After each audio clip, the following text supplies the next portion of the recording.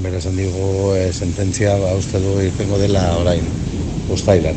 Uste dute uztailan ez bada irtetzen, iraila arte ez da irtengo sententziarik.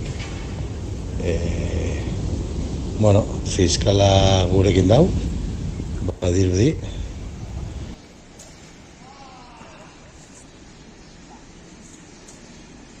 Eta orain hirugarren pertsona bat sartzen da. Ordu zer pentsatzen dugu?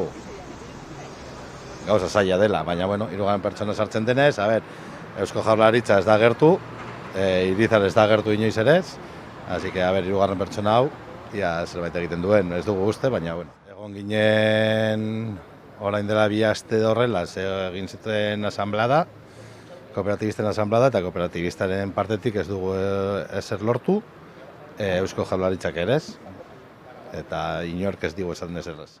Adunako plantan hasiko dira bateriak egiten, bateria elektrikoak egiten, eta orduan Eusko Jaurlaritzak esan du akzioak erosiko duela, eta dirua sartu behar duela. Orduan gu esaten duguna da, zelan alduzu sartu dirua, kooperatiba baten, enpleguak desegiten duena.